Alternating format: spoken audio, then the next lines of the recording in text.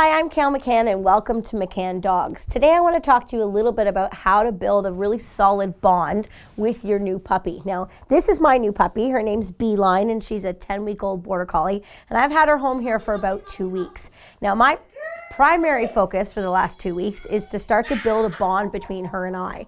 Now, I also own 7 other dogs, and it was really important to me that when we first bring her home that she learns to bond with us before she bonds with other dogs. It's really easy for puppies to learn to love their housemates, and they learn very quickly because they all speak the same language. So one of the techniques that we often use when we bring a new puppy home is to completely isolate and separate them from the other dogs in the house for the first couple days. So if I had her out and I was training her or playing with her, all of my other dogs would be away, either in a crate or in another room, or maybe downstairs and away from the action, so that she doesn't have any distractions. Those dogs aren't causing her to not be attentive to me and instead be distracted by them. Once we've spent a few days building a bond and working together, then I might start to introduce one of my older dogs just one at a time.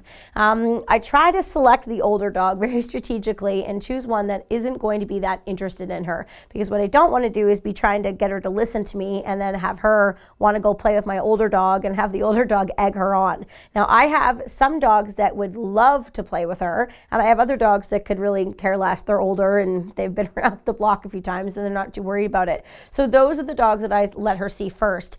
I started off by having her in the crate, and then I would have the other dogs loose, and I was teaching her to be quiet and calm even though she saw other dogs walking around. And then I built to being able to have her do some basic skills that I had taught her, to work some sits, downs, luring, response to name, those types of things, all with the other dog in the room just roaming around. Now, if I found that she was more focused on the other dog and not on me, then it was really easy. I would just understand that that was too much of a distraction at that point. I would remove the older dog and just continue working with just her and I.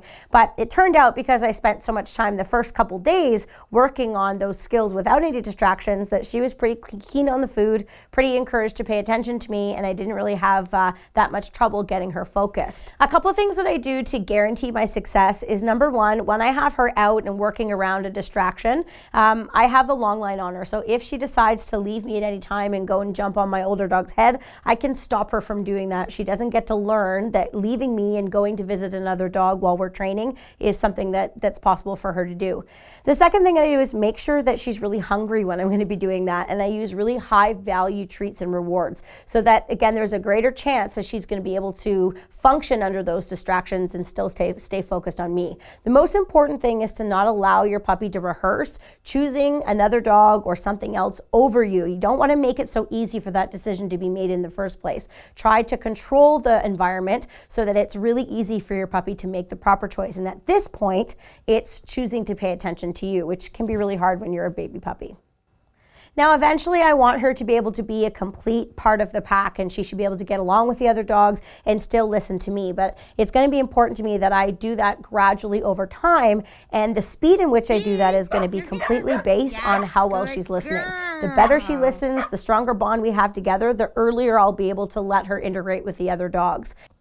Eventually, my goal is to integrate her into the pack of dogs and let her understand how to get along with them, how to be part of the pack, how to be respectful to the other dogs, see where she fits in. But before I do that, I need to make sure that she and I have built a really strong bond, so that I don't have to compete against the draw and the excitement of the other dogs when I want her to come to me or listen to me and do those basic types of things. There is a lot that can be learned from a puppy by the older dogs in your household, provided that they can, discipline or give information to your puppy in a fair way.